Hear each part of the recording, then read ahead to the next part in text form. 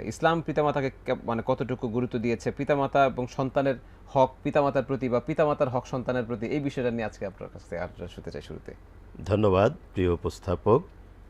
চমৎকার একটি বিষয় যেটা সকল সময়ের জন্য সবচেয়ে বেশি গুরুত্বপূর্ণ মানুষের জীবনে। পিতামাতা, তাদের কোনো বিকল্প নেই, সুতরাং তাদের প্রতি সন্তানের যে দায়িত্ব কর্তব্য এটা অপরিসীম।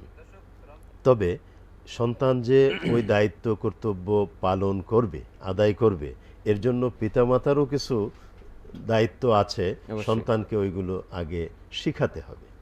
এজন্য রাসূল করিম সাল্লাল্লাহু আলাইহি ওয়াসাল্লাম ইরশাদ করেন, সন্তান যখন জন্মগ্রহণ করে তখন বাবা মার উপর 4টা দায়িত্ব এসে যায়। তার মানে এগুলো সন্তানের হক। সেটা কি? প্রথমত, জন্মের পরপর একটা সুন্দর অর্থপূর্ণ সংক্ষিপ্ত নাম রাখা, যে নামটা একটা ভালো অর্থ বহন করবে এবং সংক্ষিপ্ত হবে এজন্য, সুন্দর হবে এজন্য, যাতে সকলে সহজে উচ্চারণ করতে পারে, এবং সহজে উচ্চারণ করতে পারলে অর্থের বিকৃতি হবে না। তো এটা একটা বিষয়, এবং নামের একটা প্রভাব সবসময় থাকে। দ্বিতীয়ত, তার সপ্তম দিবসে, সম্ভব না হলে চতুর্দশ দিবসে, সম্ভব না হলে একবিংশ দিবসে, তার মানে 7, 14, 21তম দিবসে আকিকা করবে, যেটা সুন্নাত। এবং 3 নম্বর হলো, তাদের বয়স যখন এমন একটা লেভেলে যাবে যখন তারা কথা বলতে শিখে, হাঁটাহাঁটি দৌড়াদৌড়ি করবে, তখন তাদেরকে প্রথম সবক দিতে হবে কোরআন কারিম থেকে, অর্থাৎ শিক্ষা। তাকে শিক্ষা প্রতিষ্ঠানে ভর্তি করার আগে আমরা যেটা দেখি, সুলতানি আমলে এবং মুঘল আমলে এই ভারতবর্ষে যখন বাচ্চাদের বয়স 4 বছর 4 মাস 4 দিন হতো, তখন ওই সুলতান বা সম্রাট বাদশাহ তারা নিজ নিজ সন্তানের শিক্ষাদানের জন্য ওই সময়ের যে যারা শিক্ষক ছিলেন তাদেরকে ইনভাইট করে তাদের গৃহে নিয়ে আসতেন, এবং তারা আনুষ্ঠানিকভাবে সন্তানকে শিক্ষা শুরু করতেন। রব্বি জিদনি ইলমা, রব্বি জিদনি ইলমা, রব্বি ইশরাহ লি সদরি ওয়াসসির লি আমরি ওয়াহলুল উকদাতাম মিন লিসানি ইয়াফকাহু কওলি। আরও অনেক কিছু এখানে আছে। এরপরে বলতেন, বাবা পড়ো, আলিফ বা তা সা ইত্যাদি। এইভাবে 4 বছর 4 মাস 4 দিন হলে আনুষ্ঠানিকভাবে সুলতানি আমলে, মোগল আমলে এই শিক্ষাটা দেওয়া হতো। পৃথিবীর অন্যান্য জায়গাতে বয়সের আরেকটু হেরফের হতে পারে, 2-4 মাস কম বেশি হতে পারে। তার মানে ওই সার্টেন একটা স্টেজে এলে তাদেরকে শিক্ষা দেওয়া। শিক্ষা দেওয়ার উদ্দেশ্য হলো, একটা লোক আগে তো শিখবে, তারপরে জানবে তার কি দায়িত্ব কর্তব্য, চলার পথে তার কি কি দায়িত্ব পালন করতে হবে। সুতরাং শিক্ষা ইজ এ ম্যান্ডেটরি। তো 4 নম্বর হলো, ওই সন্তানের বয়স যখন বেড়ে যাবে, প্রাপ্তবয়স্ক হবে, বালেগ বালেগা হবে, তখন তাদের বিবাহের ব্যবস্থা করা। এটা বাবা মার একটা বড় দায়িত্ব। এবং বালেগ বালেগা বলতে এটা পৃথিবীর বিভিন্ন দেশে বয়সের তারতম্য ঘটে, অর্থাৎ যেখানে শীত প্রধান দেশ, নাতিশীতোষ্ণ অঞ্চল, এবং শীত নেই, গরম অঞ্চল, সেই সমস্ত ক্ষেত্রে বয়সের ব্যাপারে একটু তারতম্য ঘটে। সুতরাং আমরা ওইটার ব্যাখ্যা এখন দিতে যাব না। এই যে 4টা দায়িত্ব কর্তব্য, 4টা দায়িত্ব কর্তব্য বাবা মা যখন সুন্দরভাবে পালন করবে, তখন ওই সন্তান বড় হলে সে বুঝবে বাবা মার প্রতি তাদের দায়িত্ব কর্তব্য কতটুকু। আর সেটা আল্লাহ তাআলা কোরআন কারিমে সুন্দর করে আমাদেরকে মেসেজ দিয়েছেন। আউযু বিল্লাহি মিনাশ শাইতানির রাজিম, বিসমিল্লাহির রহমানির রহিম।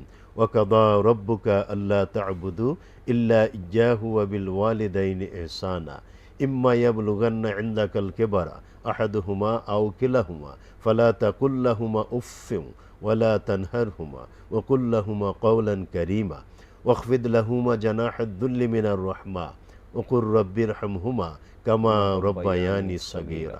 এখানে দেখুন আল্লাহ বললেন, ওয়া কাদা রাব্বুকা আল্লা তা'বুদু ইল্লা ইয়্যাহু ওয়া বিল ওয়ালিদাইনি ইহসানা। তোমাদের রব পরওয়ারদিগার প্রভু মহান আল্লাহ তাআলা এ কথার চূড়ান্ত সিদ্ধান্ত দিয়েছেন, ফাইনাল ডিসিশন আল্লাহর পক্ষ থেকে। সেটা কি? আল্লাহ তা'বুদু ইল্লা ইয়্যাহ, আল্লাহ ছাড়া অন্য কারো ইবাদত করবে না। ওয়াবিল ওয়ালিদাইনি ইহসানা, এবং তোমাদের পিতামাতার প্রতি ইহসান করবে। ইহসানের অর্থ আমরা সাদামাটা দায়িত্ব কর্তব্য বললে ভুল হবে। ইহসান হলো মোর দেন উই ডু, আমরা যেটা করব, আমাদের দায়িত্ব পালন করব, তার চেয়ে বেশি পিতামাতার জন্য করতে হবে। যেমন আমরা অনেক সময় বলি বাবা মার জন্য ভালো ভালো খাবার দাবারের ব্যবস্থা করো, ভালো জামা কাপড়ের ব্যবস্থা করো, এগুলো তো করবই, এটা আমার দায়িত্ব। কিন্তু ইহসান হলো তার চেয়ে বেশি। তার মানে হলো বাবার জন্য হয়তো একটা আপনি জামা, পাজামা কিনে দিলেন বা বানিয়ে দিলেন, সেটার আপনি নর্মালি 300 টাকা গজ বা মিটার আপনি কিনলেও সুন্দর জামা হতে পারে, কিন্তু ইহসান হলো মোর দেন দ্যাট। তার মানে আপনার ক্যাপাসিটি আছে, ক্যাপাবিলিটি আছে, আপনি 300 কেন, আপনি 3000 টাকা পার মিটার খরচ করে সবচেয়ে উন্নত জামাটা, কাপড়টা আপনার বাবার জন্য, উন্নত শাড়িটা 500 টাকা কেন, 5000 টাকা দিয়ে, দরকার হলে 50,000 টাকা দিয়ে, যেহেতু আপনার আছে ক্যাপাবিলিটি, আপনি ওইভাবে তাকে দেবেন। মানে তার জন্য যা প্রয়োজনের অতিরিক্ত আপনি আপনার অবস্থান থেকে তাদের জন্য দেবেন, এটা হলো ইহসান। তো এখন ওয়াবিল ওয়ালিদাইনি ইহসানা, তোমাদের পিতামাতার প্রতি তোমরা ইহসান করবে, সুন্দর আচরণ করবে, ভালো আচরণ করবে, উত্তম আচরণ করবে। ইম্মা ইয়াবলুগান্না ইনদাকাল কিবারা আহাদুহুমা আও কিলাহুমা ফালা তাকুল লাহুমা উফফিন ওয়ালা তানহারহুমা, যখন তাদের মধ্যে একজন অথবা উভয়ই বার্ধক্যে উপনীত হয়, তখন তাদের সাথে এমন সামান্যতম রূঢ় আচরণ করো না যাতে করে তারা মিনিমাম এই প্রতিক্রিয়াটা ব্যক্ত করে, উফ। আমরা অনেক সময় বাচ্চারা যখন দুষ্টমি করে তখন আমরা বিরক্ত হয়ে মাঝে মধ্যে বলি, উফ তোর যন্ত্রণায় আর বাঁচি না, এরকম। তা এটাও কিন্তু তার প্রতি বদদোয়া না, কিন্তু আমরা বলি। তো এই যে উফ, এখানে আল্লাহ তাআলা উফ শব্দটা বাবা মার ক্ষেত্রে এভাবে ব্যবহার করেছেন যে বাবা মার প্রতি তারা যখন বার্ধক্যে উপনীত হয় তাদের অনেক আচরণেই তোমার মন খারাপ হতে পারে। তারা হয়তো অসুস্থ, এখন এখানে বিছানাতেই পেশাব পায়খানা করে দিল, হতে পারে, তখন তুমি বিরক্ত হলে চলবে না, বিরক্ত তো হতে পারবেই না, এটা তোমার এমন বড় দায়িত্ব, গুরু দায়িত্ব, তুমি এই কারণে উফ আপনি এই কাজটা করলেন, এরকম মিনিমাম মৃদু প্রতিক্রিয়াও তুমি ব্যক্ত করতে পারবে না, এটা তোমার জন্য শোভনীয় না। তাহলে কতটুকুন অ্যালার্ট করে দিলেন আল্লাহ তাআলা। বরং ওয়ালা তানহারহুমা, এবং তাদেরকে ধমক দিয়ে তুমি কোনো কথা বলতে পারবে না, তোমার আচরণে ওটা প্রকাশ পাবে না।